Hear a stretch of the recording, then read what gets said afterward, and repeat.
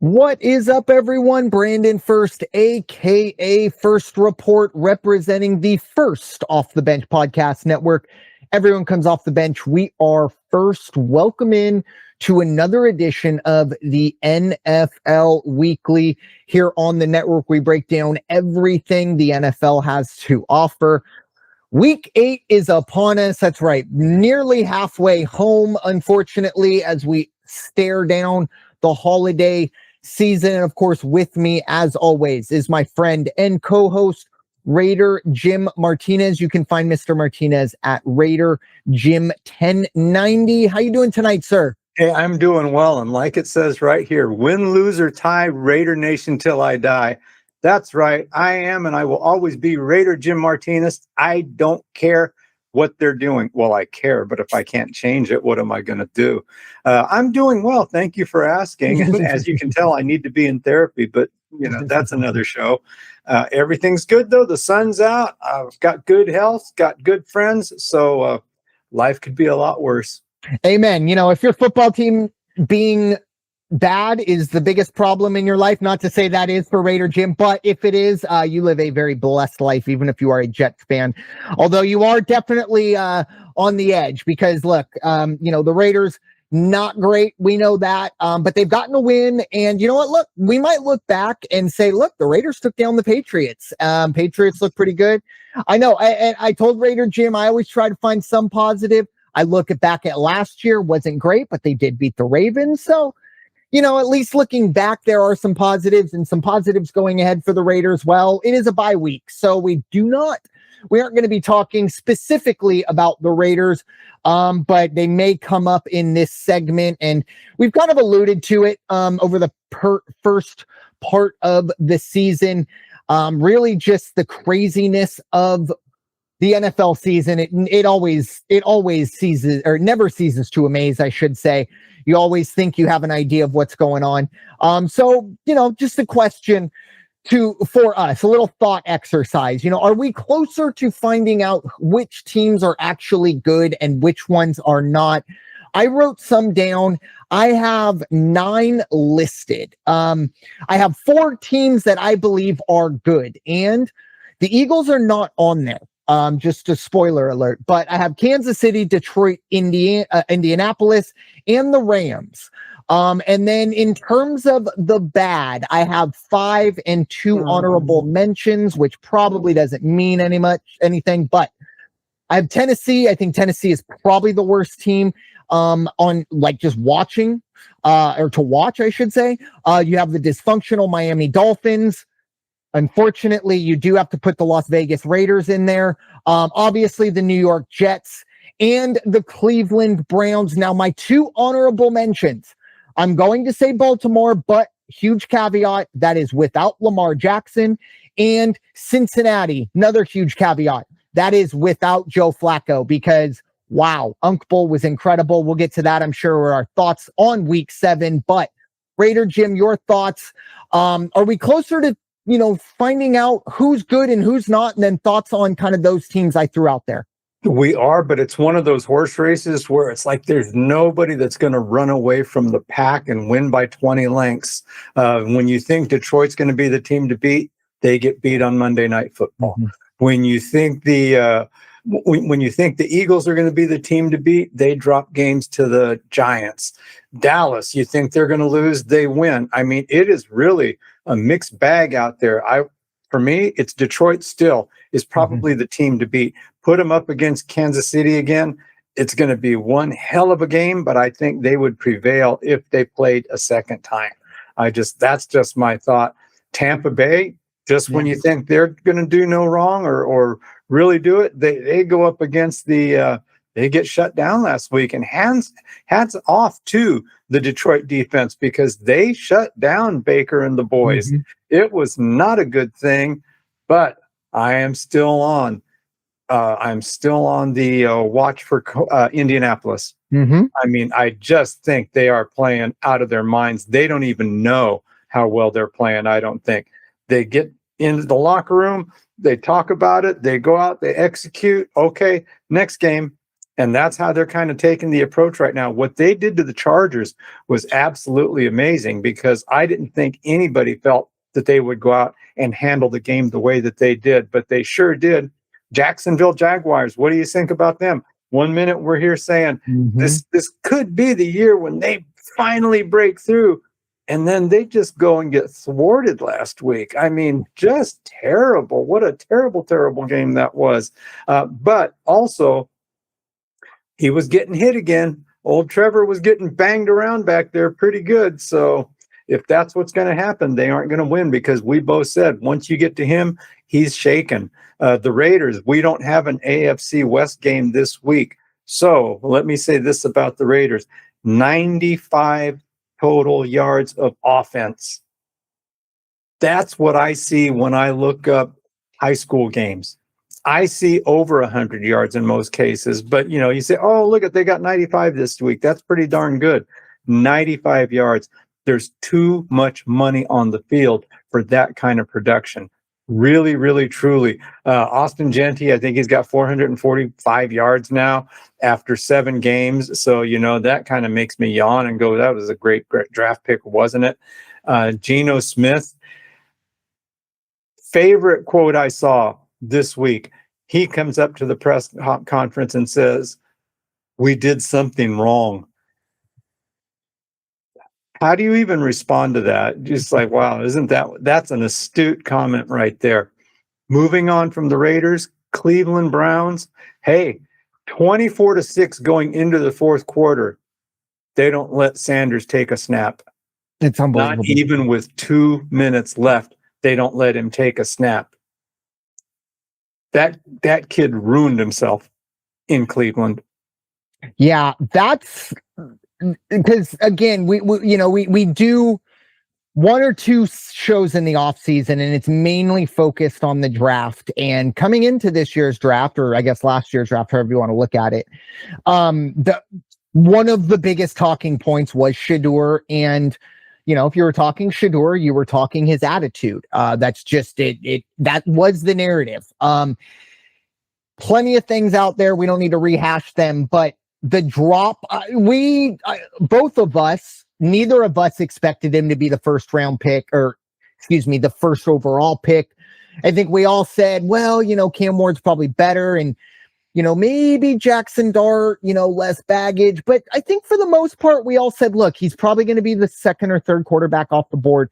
He was not. I think he was the 5th or 6th. I know Tyler Shuck went for him. I mean, even the Browns drafted Dylan Gabriel ahead of him. And I'm not going to sit here and say that Dylan Gabriel is the answer or there's nothing there. However, the way the Browns are set up right now, they literally have nothing to play for. And at this point, again, just let's see what he's got. Let's see what he can do. And you know what? If he goes out there and he's not very good, we go, oh, okay, we get it now. Again, what are the Browns worried about? How much worse could the perception of the Cleveland Browns front office get? Honestly, let's be honest. It is probably, in terms of approval rating, the lowest of lows. And that brings me to another point. We go into pretty much every year in the NFL where, there's a lot of teams that maybe feel like they can make a run or this or that, but there are a lot of teams that maybe you look at and you go, oh, they might be tanking for a quarterback. And we don't do college football here, I understand that, but if you're a football fan, I have to imagine you're at least somewhat tuned into college football. The big 3 that we kind of were talking about, Drew Aller, Cade Klubnik, and Arch Manning. Well, the first one, Drew Aller, he's out for the year, and whether it's because that team is just in a free fall or he's just actually hurt, I don't know. Cade Klubnik has been okay, but Clemson is also in a free fall, and Arch Manning has just not been good. Now, he does have another year of eligibility, so it's not, sky is falling. But again, I think that really changes things. Now we're talking about Dante Moore out of Oregon, and I believe it's Francisco Mendoza out of Indiana as being those top quarterbacks. I don't know. It's just odd because for the Browns, if you don't think Dillon Gabriel or Shedeur Sanders is the guy, you have to then look to this year's draft. Again, are one of these guys out there? Are they going to make the right decision on him? I have to imagine no. But kind of sticking to at least Browns adjacent, we got to shout out Joe Flacco and Aaron Rodgers. That Thursday night game was incredible. We talked about, as I mentioned, we do one or two off-season shows, and it always seems to be somehow, some way, Aaron Rodgers gets his own segment, whether it's or a darkness retreat or announcing this on draft day just to get some extra headlines. And we do kind of clown on Aaron Rodgers, but you know what? He's played well this year. He played well on Thursday, as did Joe Flacco. Played real well. And even Mike Tomlin, the little shot at the Browns front office being like, wait, this was a guy who started for you week 1 and you trade him week 6 in the division. Like, what are you doing? Incredible. I do have one other thing. I want to shout out Mike Evans. Raider Jim, you kind of alluded to the Tampa Bay situation. They are on, down to their 5th and 6th, wide receivers. Mike Evans, it does look like, I believe it was a broken collarbone. More than likely his season is over, or at least a large portion of it is done. He is not going to have a chance to break the record of the great Jerry Rice of getting 12 straight 1,000-yard seasons. Again, unless he comes back and puts up 700 yards in one game, which I don't know. I saw Shohei on Friday, so who knows these days, but that would be incredible. But I just wanted to shout out Mike Evans. I personally believe Mike Evans is the most underrated player of my lifetime. Sure, we talk about him, but I don't think we talk about him nearly enough. He is probably a generational wide receiver, and he's just kind of, I think he's taken for granted. So I want to shout out Mike Evans, a very unfortunate kind of end to get, or at least ending a large portion of his season, because if anybody can come back from this season, it would be Mike Evans, but I did want to shout him out. Raider Jim, do you have any thoughts on week 7 as a whole? Another crazy week. Yeah. It was a little more predictable in some ways, but then again, in other ways, did I expect the Raiders to go out and go into Arrowhead and beat the Chiefs? No, I didn't. Did I expect them to get shut out? No, I didn't. I really didn't. Did I expect the Jaguars to play a little better? Yes, I did. Did I really think that Tampa Bay was going to make it a game against the Lions? Yes, I did. So really, it's just very, very still, to me at least, still very unpredictable out there. And you were mentioning college quarterbacks, and you're right. We do not talk college. This isn't what it's about. But when you talk about college quarterbacks, it was by chance I got 30 minutes on Saturday to sit down, and I watched this kid, Diego Pavia, for Vanderbilt. Mm-hmm. He's special. Yeah. He's real special. He's giving me Baker Mayfield vibes, kind of undersized. Yes. He's every little slight. The Starbucks barista spells his name a little wrong, and he's going to drop an extra 50 on somebody. He is special. The measurables, I think, are probably going to keep him from being a top draft pick.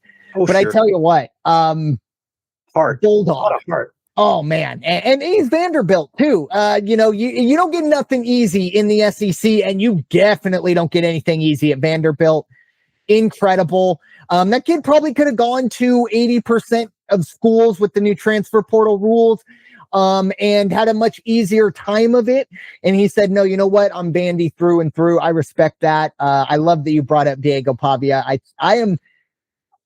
He is the quintessential college quarterback. Again, probably not going to get a whole lot of looks in the NFL draft, but I wouldn't be surprised if 2 or 3 years from now, we're sitting down and we're talking about a game and it's, 14 or 15 and we go, oh, Diego Pavia gets his first start. And you know what? I guarantee you we're both going to be on that.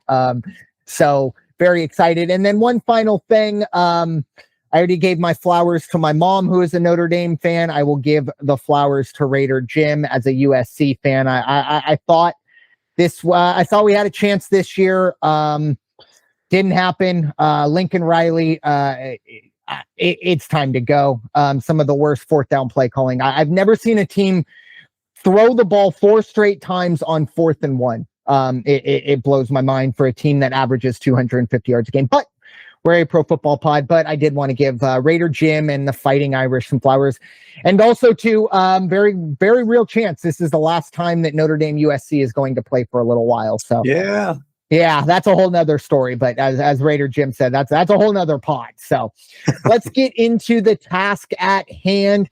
A lot of buys this week. Normally, the hardest part of me putting this show together is picking the final 2 games. Which ones are we going to have to leave out? It was the opposite. Like, which ones are we going to actually have to talk about? But anyways, the Arizona Cardinals, the Detroit Lions, the Jacksonville Jaguars, luckily for our friend Raider Jim, the Raiders, the Los Angeles Rams, and the Seattle Seahawks all on buys. So 6 teams on buys. And then, of course, one of them is a AFC West team with the Raiders. And tomorrow night, or we're recording here Wednesday, the 22nd of October, Thursday Night Football will be the Chargers and Vikings. This will come out after that, so we don't talk about that. So only a couple AFC West teams to talk about. So let's start it off in the NFC East. It's a rematch. Nope, don't rub your eyes together. Don't think you're having a stroke. It is the old NFL player division rival twice in 3 weeks. Maybe with a little extra days because it was a Thursday night game, but a rematch of maybe one of the bigger upsets of the year. The New York Giants heading to Philadelphia to face the Eagles. The Eagles are going to be 7-point favorites here. The over-under is 44. Money line side of things, Giants plus 300, Eagles minus 400. Obviously, I would say the biggest news out of Eagle camp this weekend, besides the win, very good win over the Vikings going on the road. Carson Wentz, I sit here and I go, oh, that's great. And then you watch an entire game of Carson Wentz and you go, oh, that's right. That's Carson Wentz. But I would say one of the bigger stories besides the win is the return of the Graham sacker, Brandon Graham, coming out of retirement. All he had to do was see his team lose 2 in a row and say, you know what, give me my helmet back. It's time to get out there. I'll be honest, I don't think this is a massive on the field change, but I really, really do think in the locker room, this is going to be great for the Eagles on the defensive side. It was either last week or the week before where I talked about leadership is needed in the defense, and Brandon Graham must have got the bat signal. He is ready to roll. Now, in terms of this game, this is going to be interesting because the Giants, obviously, 10, 14, 18 days ago, whatever it is, this isn't a math podcast. The Giants took care of business, and not only took care of business, but they dominated the Eagles in all facets of the game. I think the Eagles at home, they know they have very little room for error in a very good NFC. They really do need that 1 seed to really feel good about themselves heading into the NFC playoff picture. I think they know they need this win. Again, I don't really bet on my own team, but for the sake of this podcast, I am going to go with the Eagles. I'm going to buy a 0.5 point. Give me the Eagles minus 6.5. I would not be surprised to see the Eagles really come out and dominate. The Giants, obviously, that was... Now, full disclosure, I was visiting my grandmother, so I saw how the Broncos game ended. Broncos-Giants game ended. I did not realize how we got there. I was just kind of like, oh, the Giants made this, or, they've hung tough. And then you kind of realize after the game, like, oh no, this was a bad one. 33 points in the fourth quarter. Oh my goodness. So I think the Eagles do go out. They take advantage of a bad run game and a terrible passing defense with the Giants. Great pass rush. I get that. But I do think the Eagles take advantage. They really did open the game up. Hopefully everybody is happy now. Everybody can quiet down. Jalen Hurts threw for however many yards he needed to for people to be happy. A.J. Brown got the targets he needed to be happy. Everybody's good, hopefully for a week, and hopefully we can keep this going. In terms of the over-under, I'm going to go with the over. I think the Eagles, this is a game where they really put their foot down and say, we're going to play a complete football game. We're better than this team. We need to prove it. They're going to go out there. I wouldn't be surprised to see this be a 38-10, 38-17 game. I think the Eagles take care of business. And if this is the first time you're listening to me and you're going, oh, Homer Eagle fan, blah, blah, blah. Trust me, go back and listen to the tape. I'm normally very negative when it comes to the Eagles. It's very rare that I come out and say, I think the Eagles are going to cover, especially a spread like this. So just take that for what it is. Raider Jim, your thoughts, Giants heading to Philadelphia. I'll tell you what, I have never seen a meltdown like I saw in Denver last week, and how that entire staff is still employed. Unbelievable. It's wild. 33 points. That's unheard of. I don't know that I've ever seen 33 points scored in one quarter like that. If the line wasn't in favor of the Giants, where it was, they were plus 7.5, 8.5, whatever it was, I'll tell you what, you talk about a game that would have been ripe for looking at going, the fix was in for them to all of a sudden give up that many points. But the Giants, ridiculous. I think that might have been enough to pop the dart and Scatterboo balloon. And they're going to have their feet planted firmly on the ground when they get to Philadelphia. I think the luster is gone now, and they got a lot to go against. -7 for Philadelphia, who, what did Hurts have last week? 326 yards. Yes. I believe it was. It was a fantastic game for him. Close game, but fantastic game. And as you said, Carson Wentz, 313 yards. I do have a question for the leader of the Eagles nest over here, and that is, I touched on it last week. I'm going to touch on it again. What's wrong with Saquon? So I believe it's a lot more to do with the offensive line. Unfortunately, Cam Jurgens has been hurt. Landon Dickerson has been hurt. Going back to, I believe it was the Giants game. It might have been the Denver game, but it was one of the games they lost. When Lane Johnson went out, the whole offense fell apart. So, I watched Saquon, and when he has holes, he's hitting them. Now, we're not looking at 80-yard bursts like he did last year. Right. But I really do think that the run or the run blocking, whether it's scheme, I'm not smart enough. I've never been an offensive lineman. If you've seen my frame, you'll definitely understand that. But I really do think it's in the run game. I also don't think they do him any favors. Kevin Patullo has gotten a lot of heat, but it is not a very imaginative offense. Right. Even watching the Falcons, the way they get the ball to Bijan Robinson, it's not always, all right, we're just going to run power, or we're just going to run stretch or zone or this or that. They might split him out wide and bring him back into motion or things like that. And it's probably been one of the biggest gripes of Eagle fans has been the lack of motion or pre-snap motion that the Eagles run or don't run, I should say. I'm going to say it is offensive line, but also, I think defenses are saying, look, we're not going to let Saquon Barkley hurt us. And I think the Eagles are reacting to that. I'm not panicked about Saquon because, again, if I really do think if you watch the games, not to be like that guy because I don't watch every game, but if you do kind of see, like, he'll break 5 or 6 yard carries and you get to all 22 and you're going, okay, there's his hole. And then there'll be other ones where it's like, I don't care who you are. You're not going anywhere on that one. So I'm still, the panic button has been put away fully.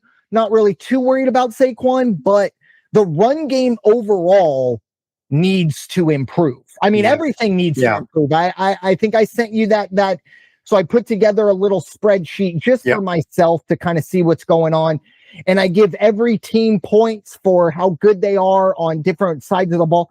The Eagles are like 24th statistically in the NFL when you factor all those things in. it's really remarkable how this team is as talented, but they haven't put it together.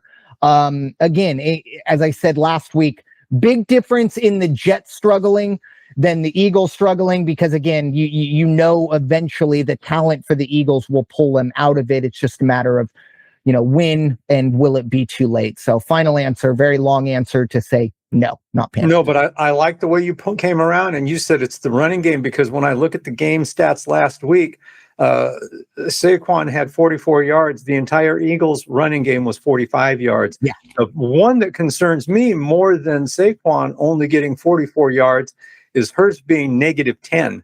He's usually the guy that picks up your running game. And I think for the Eagles to have real success when it comes playoff time, they got to be balanced on both sides, running and passing, or they're going to, because if they run into a team like the Lions, that's going to be a tough game. But this game against the Giants, -7.5 seems like a bit much. I didn't look up. Let me pull up the weather real quick, because I didn't do it earlier like I should have. Yeah, we're getting to be now that we're time getting of year. into that. Yeah. Yep, exactly. We're getting into that time of year where it's like, hold on. Philadelphia, slight chance of showers, 16% chance of showers, 56 degrees at kickoff time. A little bit of wind, but nothing that's really going to mess up the field goal game or anything like that. It's just a tough one. I think if the Giants defense comes out and plays as well as they did, if they can force turnovers like they did when they beat the Eagles, it's going to be a much closer game. Give me the Giants +7.5. Doesn't mean they're going to win the game. Means they're going to beat the spread. But the over-under, I think we're going to go under 44.5 in this one. I don't see it being a shootout. Yeah, and then just going back to the Jalen Hurts thing, the -10 yards. Now, he didn't really, I don't think he ran at all. And the -10, I believe. So the last part of the game, it was kind of that weird, like, there's 6 seconds left between game clock and play clock. So he just kind of had to run around on the last couple plays to just kill some clock. And it wasn't the normal 1 yard quarterback kneel loss, but again, I think it was kind of more of he took what the Vikings gave him, and the Vikings were the first team I think that really spied every single pass play. So, just an idea there. But you're right. Jalen has probably done the heavy lifting on the run side of things there. But moving on, a little AFC West, NFC East matchup, actually back-to-backs here, as both of our divisions are going head-to-head. It's going to be the Dallas Cowboys, +150. Dallas, after a huge win, dominating the Commanders last week, they're going to be +150 on the money line as they head to Mile High to face the Broncos. -175 on the money line.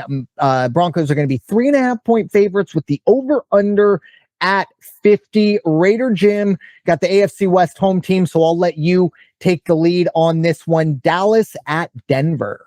Yeah, I'm surprised. I don't know if it's Washington was just a fluke last year, or is it too early to say that?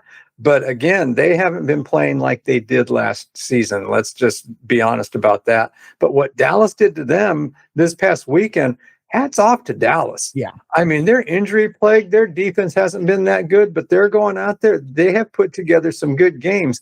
I like Dallas in this game, especially after Denver is not going to come back and score 33 points against Dallas in one quarter. They need to spread it out. They need to score first half and second half and every quarter, really. If Dallas can shut them down, hold them to 9 points or under the first half, Dallas wins this one. I like Dallas +4.5 all day long on this one. Over under 50, it's Denver, and it's going to be a little bit chilly with about 16% chance of rain. So I don't think we're going to see 50 points because, one, again, sure, Denver put up 33 in a fluke quarter last week. They're not going to do it this week. I think we go under 50 in this one. Yeah, I agree. I mean, Denver has to start strong here. You're not going to, again, 33 points. I had to go back and watch like the condensed because it didn't, like you said, that doesn't seem possible. Like there's only 15 minutes left, or there's only 15 minutes and a quarter. Like you have, what was it, just 4 onside kicks? Anyways, but I will say the part for Dallas that they have to feel good about in this matchup is, as bad as their defense is, Denver's offense is not great. And again, I know 33 points in a quarter, but again, watch that offense for the majority of the season. And again, we've asked last week and really multiple times this year, is Bo Nix regressing? Unknown, but obviously had a great quarter to finish it up. Even against the Eagles, when they beat the Eagles, they only played a good second half. They were terrible in the first half. So, you know, they seem to be a team that refuses to play complete games, but they're winning football.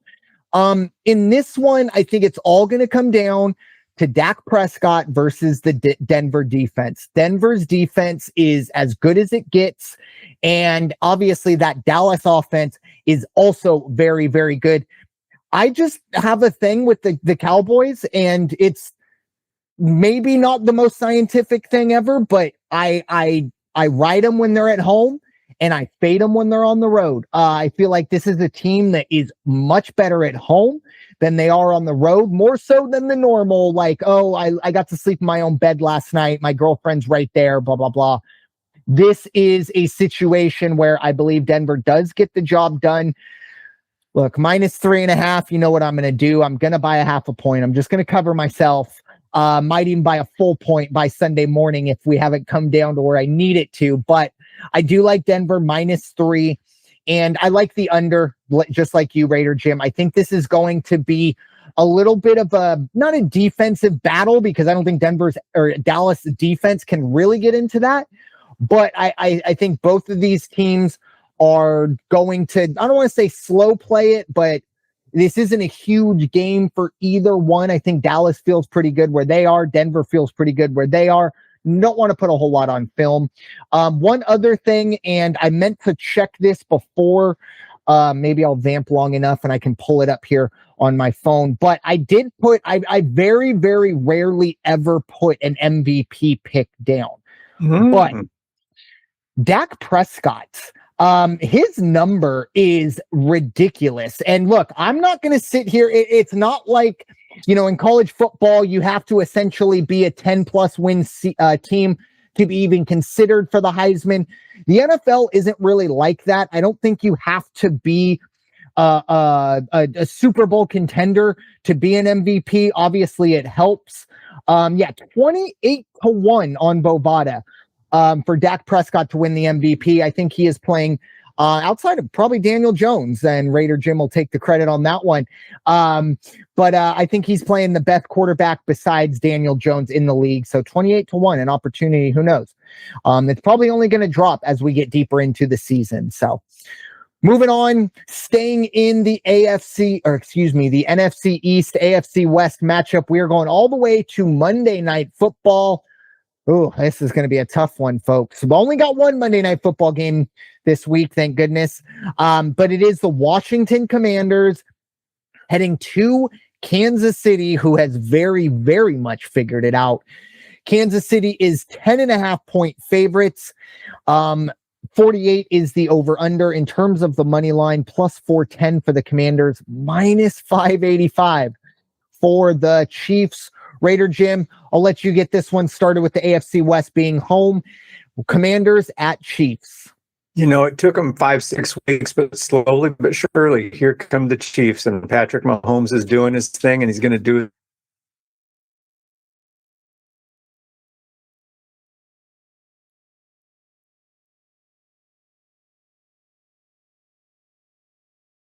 And like they did, there's a 35% chance that it's going to be showers in Kansas City on Monday night, and that's not going to bode well for anybody. Watch for the Kansas City offense to just go ahead and get the yards they need to get. Maybe not necessarily the big plays, just chew away at it. Even Kelsey's coming around. Mm-hmm. He looked much better the last couple of weeks. He's going to continue to look a little better. I think he's finally got his head straight.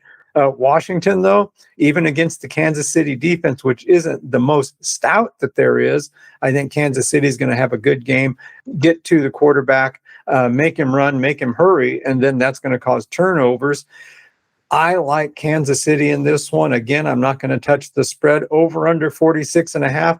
Got to go under this one because, again, I don't see Washington putting up the points, and I don't see Kansas City risking anything to try to run up a score.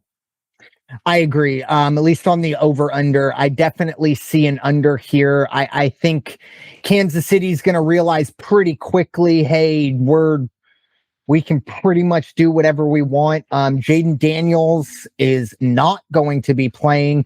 I believe that was announced, or at least highly unlikely. And just by the spread, I think, when I was putting this together, you were kind of like, oh, okay, that kind of tells me all I need to know in this one. Actually, I think the spread came out this morning. So, I think the under is the way to go. You mentioned the weather, and Washington, again, is Scary Terry back.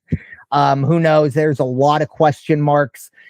Kansas City's defense, you mentioned, they're actually, I think, a lot better than I think a lot of people give them credit for. They're not giving up a ton of points right now. Well, I guess maybe one blemish is they're, kind of average when it comes to the run game, or the run defense, I should say. But look, if you're Kansas City and you can get up 14 on someone, you don't really need to worry too much about the run game at that point.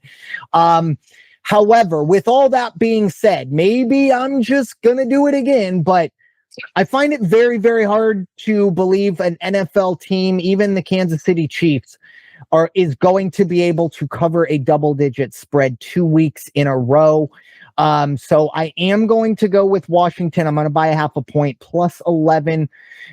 Will it make it onto my card? Probably not. Unfortunately, the Raider pick last week did. And wow. Anyways, the under in this one, again, just because of the weather and things like that, I just don't see a big offensive explosion, for either team for very different reasons. So give me Washington plus 11 under 48 for Monday Night Football. Moving on to Sunday Night Football. And yes, we are back to talking about Aaron Rodgers. The Aaron Rodgers Bowl, the second Aaron Rodgers Bowl we had this year. It's going to be the Green Bay Packers heading to Pittsburgh to face Aaron Rodgers' new team. The Packers are going to be 3-point favorites. 44.5 is your over-under. Green Bay minus 175 on the money line. Pittsburgh plus 150. Raider Jim, your thoughts? Sunday Night Football. Green Bay welcomes back, or well, at least goes to see their old friend Aaron Rodgers. Yeah, -3 Green Bay. That's very interesting to me because of this. If you look at their point for and points against, these are pretty evenly matched teams on both sides there. And then Pittsburgh, normally a year ago, 2 years ago, we would have said, yeah, their defense is going to keep them in it. After what I saw, what Joe Flacco could do to the Pittsburgh defense was really surprising. And they also ran the ball on Pittsburgh as well. Now, with that said, the strong suit for Green Bay has been playing at home. I believe they're undefeated. When they're on the road, they're 1 win, 1 loss, and a tie.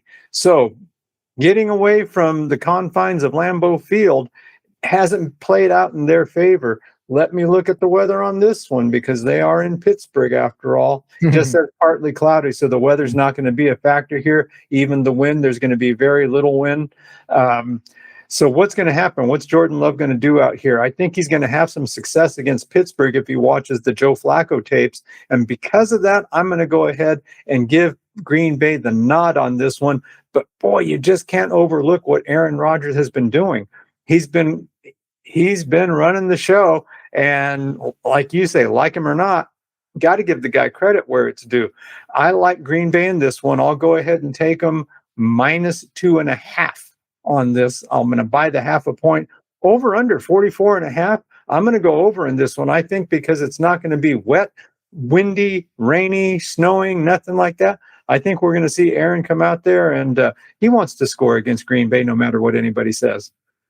Definitely. Again, this is another game where, I mean, if this game was in Green Bay, I would put like $1 on Aaron Rodgers retiring at the end of this. Because again, like when he beat the Jets, I thought, I mean, there's not a 0% chance that he just goes into the press conference and tells everyone to F off and goes and, into his ayahuasca phase. But in terms of this one, I actually like Pittsburgh here. Of course, I'm going to buy half a point. You gotta like the consistency. Plus 3.5 for Pittsburgh. I liked what I saw out of the offense for Pittsburgh. Now, it was Cincinnati's defense, and, Joe Flacco, it was really cool, and it was a fun game, but Cincinnati defensively is really bad, especially without Trey Hendrickson. No pass rush, anything like that. It was sad, and Pittsburgh still lost that game. Now, they put up 31 points. I get it, but I'm worried because for Pittsburgh, my entire life, you knew Pittsburgh had an identity. They were going to run the ball down your throat, and they were going to play really smash mouth physical defense.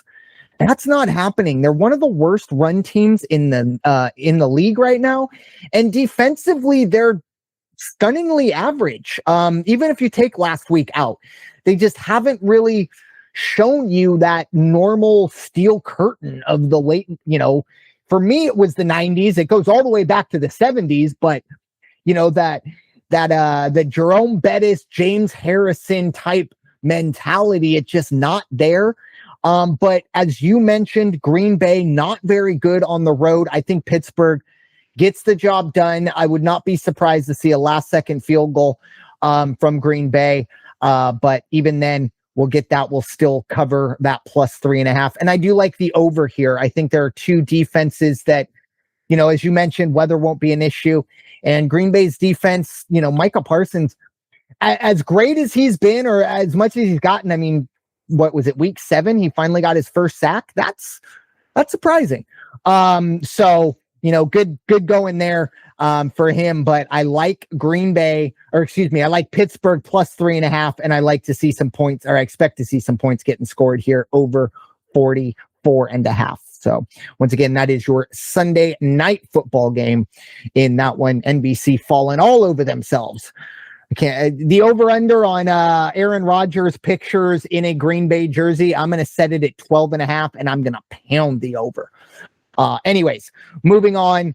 Chicago heading to Baltimore. And if a line has ever told me Lamar Jackson is back, this is it. Baltimore is going to be 6.5 point favorites at home. The over-under is 50. Chicago is plus 250 on the money line. Baltimore is minus 300. Chicago has won 4 in a row.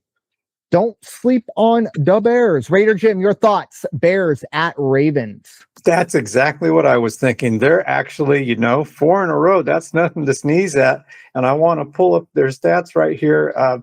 Defense is hanging in there. They're actually equal on both sides of the ball. The offense is playing as well as the defense. That's a good, promising sign for any team. It's not like one side of the ball is carrying the team, if you know what I'm saying. The Bears against Baltimore, at Baltimore. And again, the weatherman has to go and check now. Let's see. Baltimore Ravens, 16% chance of rain, 58 degrees. It's not going to be that inclement, so nothing to worry about there. However, minus 6.5. It's minus 6.5 because Jackson finally suited up and practiced at like a 50% level. He's not going under center. He's not going to be in the backfield. It's going to be the same Ravens you've seen for the last 3 weeks. And that's enough for me to say Chicago can cover the spread on this one. I will buy a point. Give me Chicago minus 5.5. Over under 50. No way they come close to 50 in this game. So just give me under 50 on that one. But Chicago, good offense right now. Quarterback's feeling good. Baltimore is going to be the same Baltimore. It's just going to be the Keystone Cops again against the Chicago Bears. Yeah. Look, Lamar Jackson may not play. And you know what? It'll might help the over under, but unless he's learned how to, pass rush or play corner, I don't know how this is going to help them too much. Going back to kind of what I talked about with the Steelers, I grew up. Obviously, the Ravens are a somewhat newer franchise, coming from the first Cleveland iteration. But, since we've seen those Brian Billick teams that essentially won a Super Bowl on just stout defense, that's kind of how the Ravens have been pretty much my entire life since they've been in the Ravens, under that logo. This is weird. 26th, 28th, and 32nd. That's the run defense, the pass defense rank, and the opposing points per game for the Baltimore Ravens.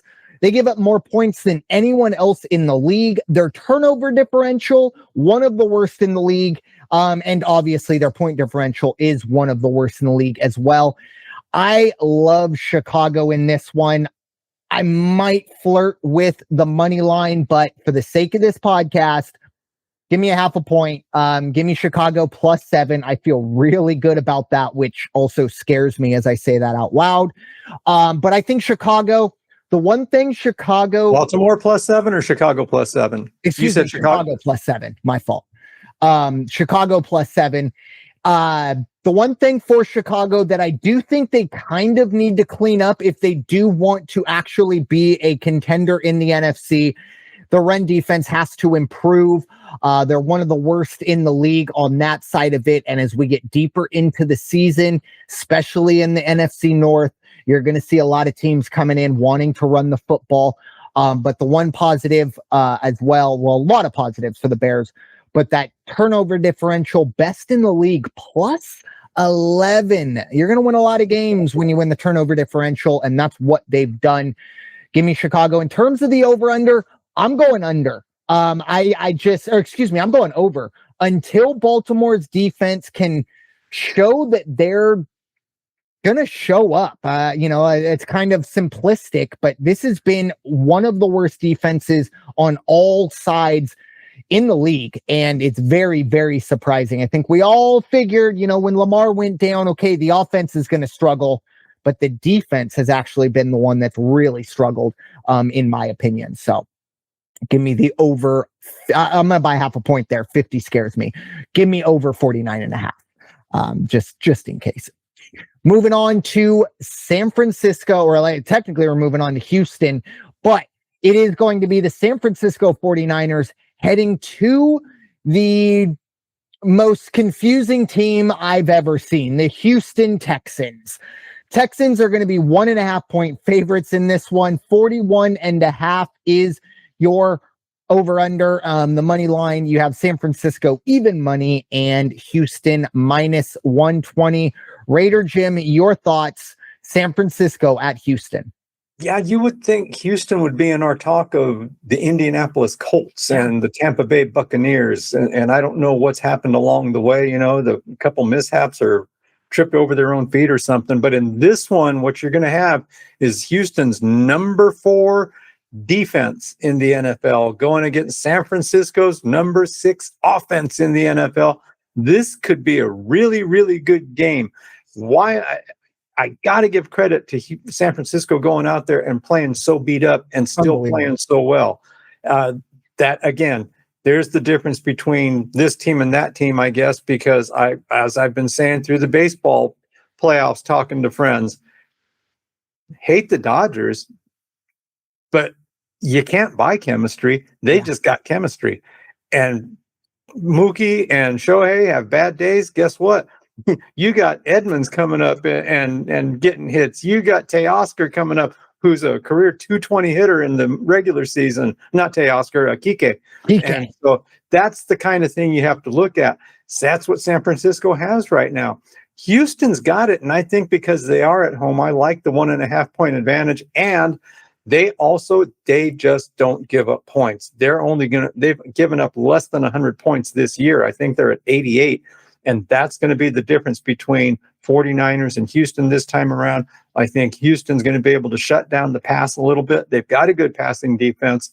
-1.5, just give me Houston on the money line. Over under 41.5. I'll take over on this one. I think we are going to see some points. Yeah, this is a interesting, Very interesting, because these are two teams for very different reasons are intriguing to me.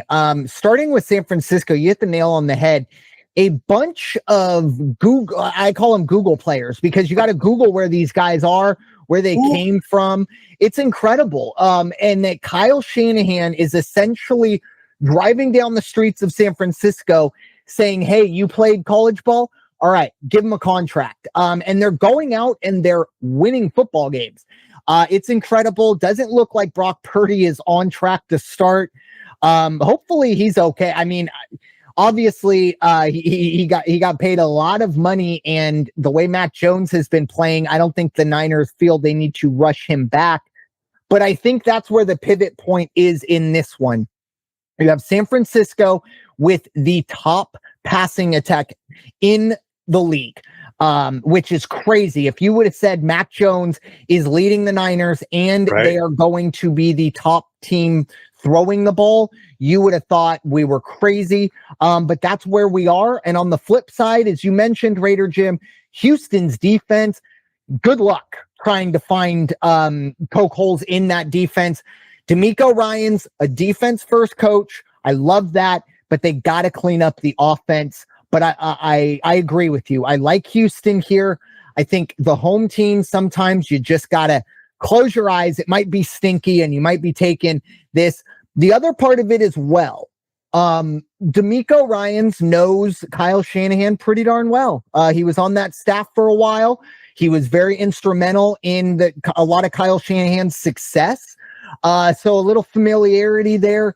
Give me Houston. I'll just take them on the money line. I mean, -1.5, I guess, feels fine too. But I don't want to, missed extra point, and all of a sudden I'm doing the sad Cobra. Like, wait, what? And trust me, missed extra points are a lot more of a problem betting wise over the past few weeks. Everything's kind of changed. I'm thinking, oh, I'll be good. I'll buy a half a point, and then someone misses an extra point, and I went, okay, well, that was worthless. Anyways. So give me Houston. In terms of the over-under, look, if I think Houston's going to cover and win this game, then it's got to go under. We cannot turn this into a shootout. If it turns into a shootout, San Francisco is going to win, period. So give me under 41.5. I would love to see a 2017 win for the Texans. Everyone goes home happy, except for the Niners. So moving on to...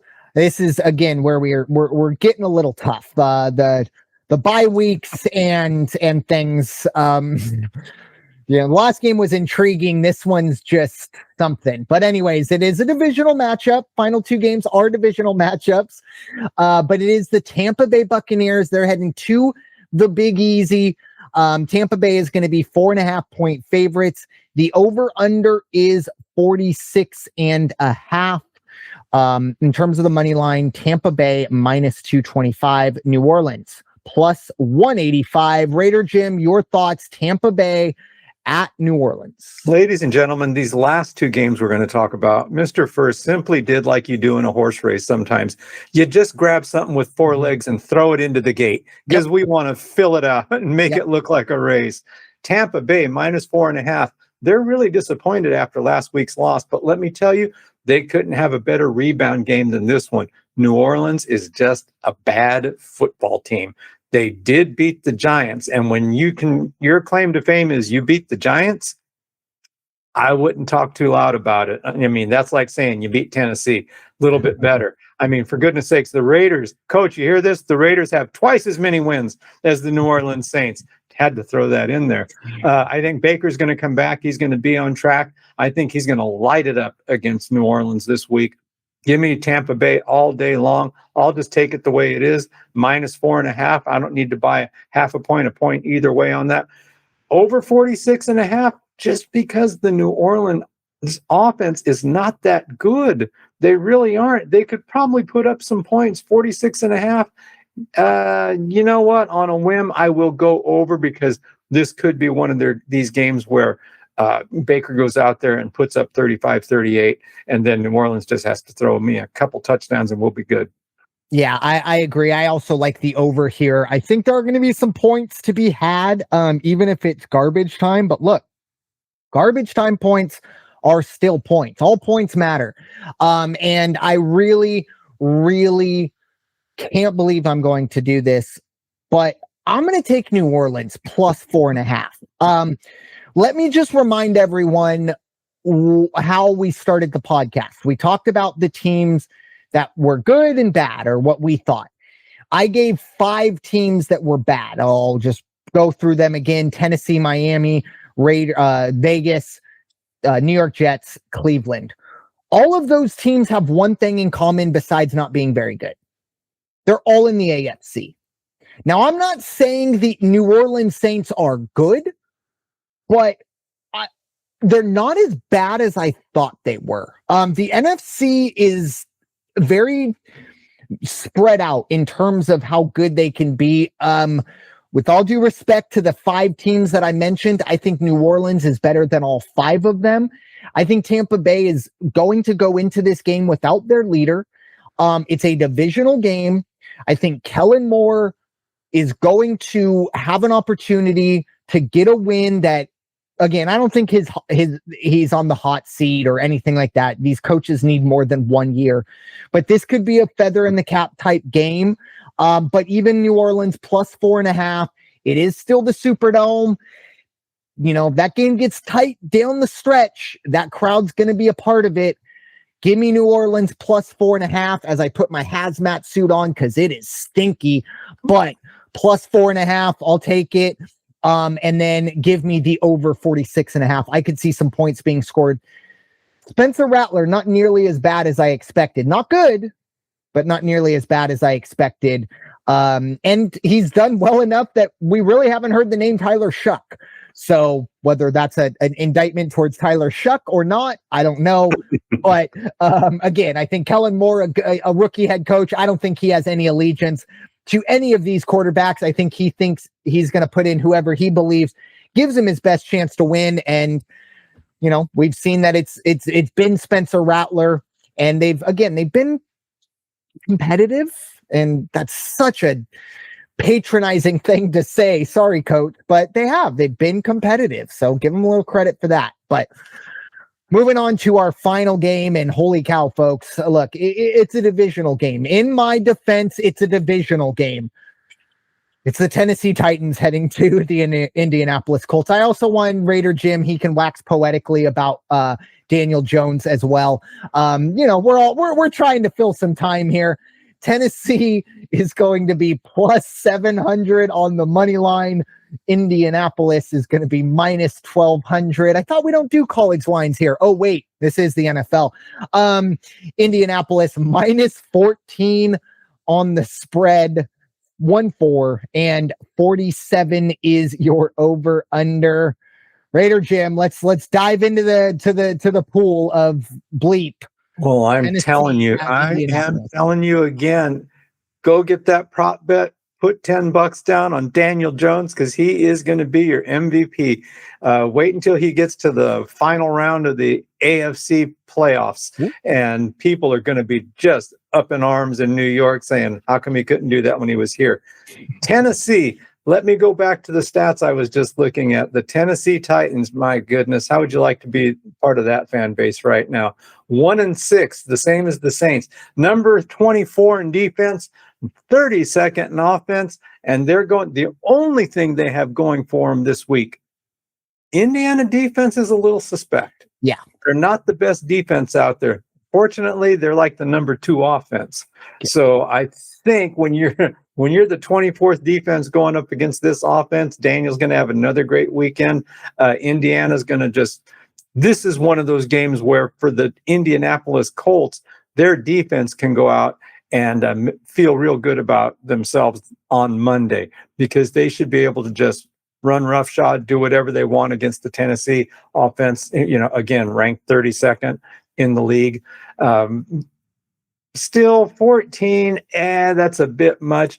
Give me Tennessee 14.5. Yeah. And I will take that. Over under 47, I'll take over because I think Indiana's going to put up points. This is kind of similar in the Denver-Dallas game, not because of how close it's going to be or, none of that. But as you mentioned, Indianapolis Colts, if you're going to find a knock, it's going to be the defense. No doubt about it. But Tennessee's offense is not good enough to take advantage. I personally believe it's kind of the same thing with Denver. I don't know if they're good enough to take advantage of a bad Dallas defense. I don't think Tennessee is good enough to take advantage of a bad Colts team. I really like Cam Ward. I think mentally and the things that go on between his head, I think it's great. I think he has one of the best outlooks on things. The on the field and the talent and stuff like that, he's not getting any breaks because that team is really, really bad. But it's really ugly in Tennessee. But again, it's just the gambler in me. If you're going to give me 14.5 points, I'm going to take them. Again, this screams backdoor to me. I mean, we might see Daniel Jones on the sideline in the third quarter, and they're up 21, and Cam Ward takes them down with 12 seconds left. And, Daniel Jones is already in the locker room when we get that backdoor covered. So give me 0.5 point. Give me Tennessee plus 14.5. In terms of the over-under, I am going to go under just because I do think Indianapolis, this is a game, while it is a divisional game, they know they don't have to go crazy offensively. They're probably not drawing too much new stuff up. It's just, again, it's not the right mindset, and they'll never tell you this is them going into the game. But for them, it's kind of like, all right, let's just take care of business and keep moving on. Although I tell you what, Raider Jim, if we talk next week or the next time we talk NFL, and we have to talk about the Tennessee Titans beating the Indianapolis Colts, that might shut the show down. So just keep that in mind. It's been a crazy year, but this would be one step way too far going forward. And I meant to say this in the beginning, so hopefully everyone is still listening. Just a little scheduling note. Next week, we will not have an NFL show. We are going to focus on the Breeders' Cup. So just a heads up, no NFL Weekly next week. So we'll be back on week 10. I meant to say that in the beginning, but if I don't write it down right at the last minute, I'm going to forget it. So just wanted to drop that in there. But some of the other games that didn't make the cut, and that's a hard, that's a big slight to these teams if you didn't make the cut to get into the top 8 games here. But Buffalo, they're heading to Carolina. Look, Carolina's good at home, but Buffalo really good right now. Minus 7.5 on the spread for Buffalo. 46 is your over-under. Minus 415 for Buffalo on the money line, plus 310 for Carolina. Cleveland heads to New England. Cleveland's going to be plus 290 on the money line, minus 380 for the Patriots. 7-point spreads for the rest of these games. New England will be the favorite there. 40.5 is your over-under. Miami heads to Atlanta. Again, Falcons 7-point favorites. 45 is your over-under. Plus 295 on the money line, minus 390 for Atlanta, plus 295 for Miami. Minus 390 for Atlanta. And finally, the game everyone is talking about, the Joe Flacco revenge game. The New York Jets head to Cincinnati to face the aforementioned Joe Flacco and the Bengals. Minus 7 is the Bengals spread. 44 is your over-under, plus 270 for the Jets on the money line, minus 340 for the Bengals. Raider Jim, I know you're chomping at the bit to talk about these games, but any thoughts? I can't contain myself. That third game you talked about, it should be Miami at Atlanta, minus 7, over under 45. Will McDaniels have a job at the end of the game? I mean, how he still has a job right now. I mean, I texted you. I think it was before football even started. I said, I don't like if he has a job by the end of this night. What's going on? I think now technically I'm a millennial. I don't like that connotation, but there's a thing. It's called quiet quitting. I guess. Josh McDaniels is not quiet quitting. He is loud quitting. He so badly wants to get fired, and it's wild to me. I'm glad you brought that game up because that would be a line I would really like to see. Like, does Mike McDaniel make his Monday morning press conference? Someone give me a line on that. That's what I want to bet on. And even though there will be zero value, I want no. But yeah, look, the NFL always delivers. But on paper, this week looks rough around the edges. Even the primetime games, if you're a big Aaron Rodgers fan, cool. Monday Night Football, maybe, probably not. But no matter what, more than likely going to enjoy this weekend. Raider Jim, final thoughts as we wrap up this episode of the NFL Weekly. Final thoughts. This is a little personal human interest thing that I'm going to throw out there. You probably, the majority of you, have never heard of, do not know the name, Glenn LaFerman. And Glenn LaFerman was a renowned photographer of rock and roll. And I had the opportunity to meet Glenn, and we struck up a quick friendship back in January. And when I say struck up a friendship, it wasn't one of those, you had to talk with him for a few minutes and then, hey, nice to meet you, friend. No, it was when you get home from meeting him, and a couple weeks later, he gives you a call. And then a few weeks later, you guys have another phone call, and he's telling you, hey, you know what? We need to hook up. You need to come Hollywood so you can see all my work, because what I saw of it was just a touch. You name the artist, he has taken their picture. Anybody from Slash, Freddie Mercury, all the biggies. He's got all these classic portraits, and they are nothing but art. And unfortunately, I found out today that my buddy Glenn has passed away.